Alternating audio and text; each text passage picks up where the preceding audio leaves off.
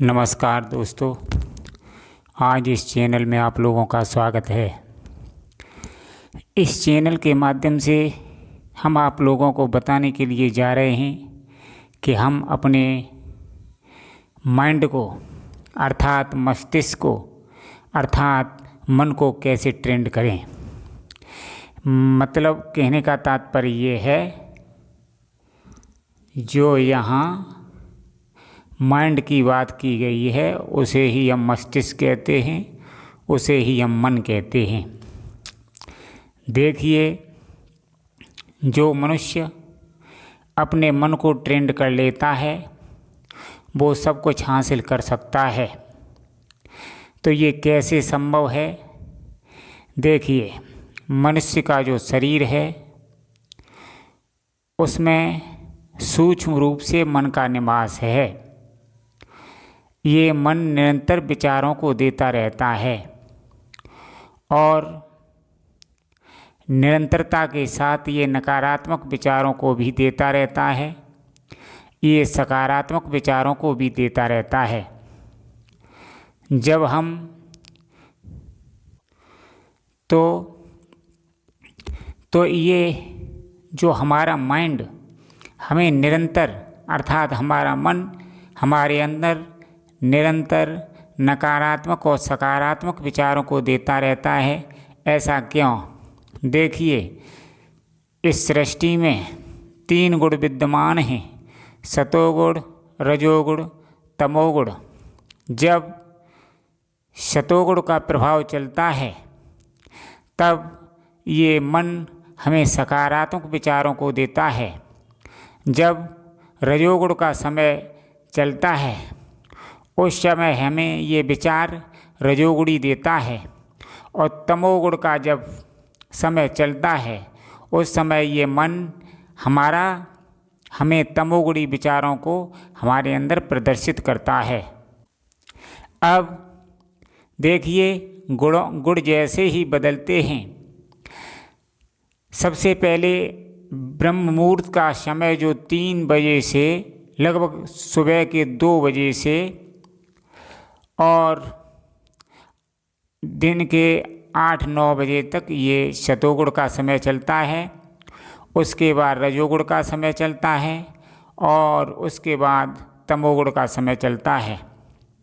वैसे ही हमारे शरीर में ये मन विचार पैदा करता है। अब बात समझने की ये है कि इस मन को हम ट्रेंड कैसे करें। मन को ट्रेंड करने का मतलब है मन को वश में कैसे करें, मन को अपने हिसाब से कैसे चलाएं। मन को ट्रेनिंग देने का स्पष्ट अर्थ है कि मन को वश में करना। और ये बताया भी गया है कि जो मनुष्य अपने मन को वश में कर लेगा वो समस्त संसार को वश में करने की शक्ति अपने अंदर संभालेगा। अब देखिए, मन को अर्थात माइंड को वश में करना बड़ी टेढ़ी खीर है। जैसे किसी चलती हुई नदी को बांधना अति दुष्कर होता है, उसी प्रकार इस मन को बस में करना अति दुष्कर होता है। लेकिन निरंतर प्रयास के फलस्वरूप ये बस में होने लगता है। जब ये मन बस में होने लगता है फिर ये तुम्हारे हिसाब से चलने लगता है। देखिए, इसको ट्रेंड करने के लिए हमें किन किन उपायों को करना होगा। मनुष्य यदि सोचे कि मैं बिना उपाय के इस मन को ट्रेंड कर लें या मन को अपने हिसाब से चला लें, ये कदापि संभव नहीं है, हरगिज संभव नहीं है। अब क्या करना चाहिए? देखिए, जो मनुष्य अपने आप को अध्यात्म से जोड़ लेगा, किसी गुरु से दीक्षा प्राप्त करके ध्यान का अभ्यास करने लगेगा, तो क्या होगा? धीरे धीरे ये मन बस में होने लगेगा। जब मन बस में होने लगेगा और मन के अंदर सकारात्मक और नकारात्मक दोनों प्रभाव होते हैं, जब तक ये मनुष्य किसी सद्गुरु से नहीं जुड़ता है तब तक इस मनुष्य के मन के अंदर नकारात्मक विचारों का प्रादुर्भाव होता है। अर्थात ये मन हमेशा नकारात्मक विचारों को देता है। जब किसी गुरु से हम जुड़ जाते हैं उस समय ये मन बंधन में आने लगता है उसके बाद ये सकारात्मक और नकारात्मक गुणों को देने लगता है।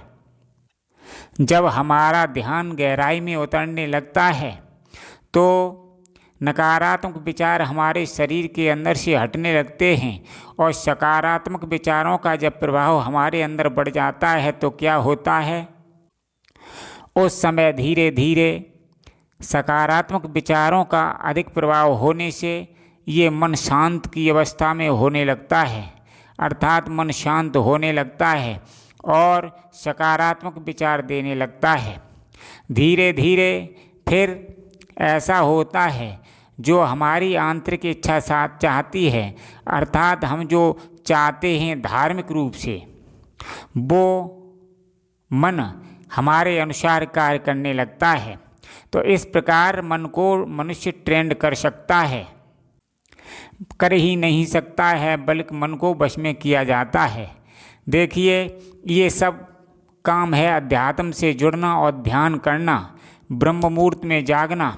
जबकि आज के समय में मनुष्य यदि सोचता है कि मैं अध्यात्म से नहीं जुड़ूं और सद्ग्रंथों का अध्ययन नहीं करूं, ब्रह्म मुहूर्त में नहीं जगूं, ध्यान नहीं करूं और अपने मन को ट्रेंड कर लूं, अपने हिसाब से चला लूं, ये कदापि संभव नहीं है। यदि मन को अपने हिसाब से चलाना है तो सबसे पहले हमें ध्यान से जुड़ना होगा, अध्यात्म से जुड़ना होगा। जब हम सुबह शाम ध्यान करेंगे तो धीरे धीरे मन बस में आने लगेगा और जो हम चाहेंगे उस हिसाब से ये मन कार्य करने लगेगा। देखिए, जिन जिन लोगों ने इस मन को बस में किया है वे बड़े बड़े काम कर गए। जो लोग इस मन को बस में नहीं कर पाएंगे वे बड़े बड़े काम नहीं कर पाएंगे। और मनुष्य का जन्म इसलिए हुआ है कि मनुष्य अपने श्रेष्ठ पद को प्राप्त करे। देखिए, अध्यात्म एक विलक्षण मार्ग है। जब तक मनुष्य इससे नहीं जुड़ता है तब तक उसे अज्ञानतामय संसार नजर आता है। उस अज्ञानतामय संसार में मनुष्य हमेशा तड़पड़ाता रहता है, भय में कांपता रहता है। जिस प्रकार छोटा बच्चा जब अंधेरे में होता है, रोने लगता है, तड़पड़ाता है, उसी के सामने जब प्रकाश कर दिया जाता है तो वही बच्चा खिलखिला के हंसने लगता है।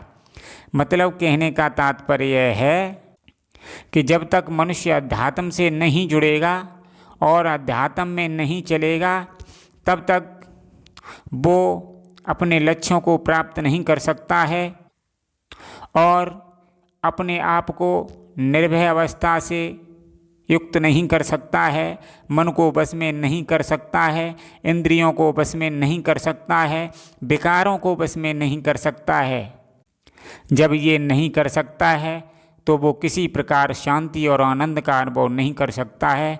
इसलिए ध्यान करने के साथ साथ प्रत्येक मनुष्य यदि ऐसा उपाय करे, यदि प्रत्येक दिन मन को ट्रेंड करे तो क्या होता है, मन बस में आने लगता है और जो मनुष्य चाहता है वो ही मन कार्य करने लगता है और मनुष्य अपने इच्छित लक्ष्यों को प्राप्त कर लेता है। जो मन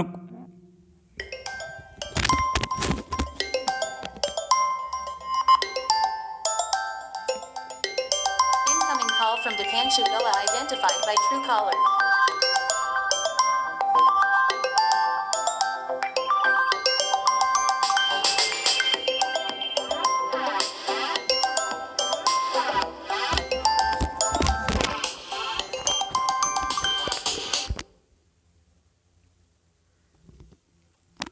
इसलिए जब मनुष्य अध्यात्म से जुड़ जाता है तब वो अपने लक्ष्यों को प्राप्त कर पाता है।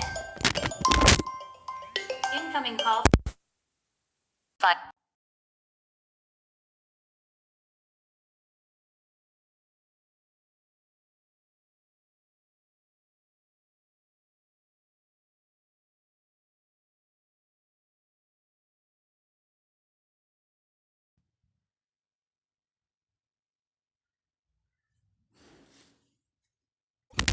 इसलिए जब मनुष्य अध्यात्म से जुड़ जाता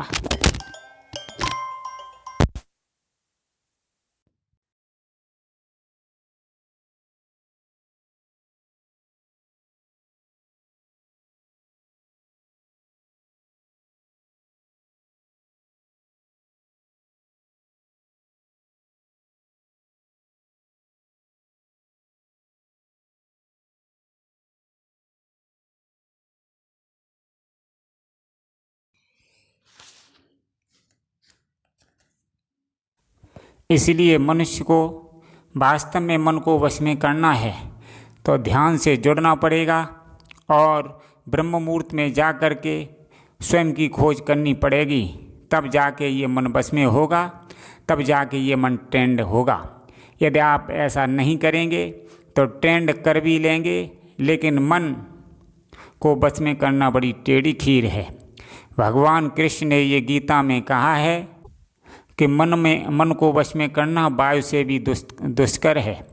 तो मतलब कहने का तात्पर्य ये है, अध्यात्म में आप चलोगे तो निश्चित रूप से ये मन बस में आ जाएगा, और जब मन बस में आ जाएगा तो आपके अनुसार कार्य करने लगेगा, जिसे हम सही शब्दों में कहते हैं मन को ट्रेंड करना। अर्थात मन ट्रेनिंग जैसा हो जाएगा, अर्थात मन तुम्हारे अनुसार कार्य करने लगेगा और तुम जो चाहोगे उस अनुसार तुम्हारे कार्यों को पूरा करवाता रहेगा और लक्ष्यों को प्राप्त करा देगा। और जो मनुष्य अध्यात्म से नहीं जुड़ेगा वो मन को वश में नहीं कर पाएगा और लक्ष्यों को भी प्राप्त नहीं कर पाएगा। इसलिए लक्ष्यों को और खुशहाल जीवन जीना चाहते हो, लक्ष्यों को प्राप्त करना चाहते हो तो अध्यात्म से जुड़ना ही पड़ेगा। धन्यवाद मित्रों।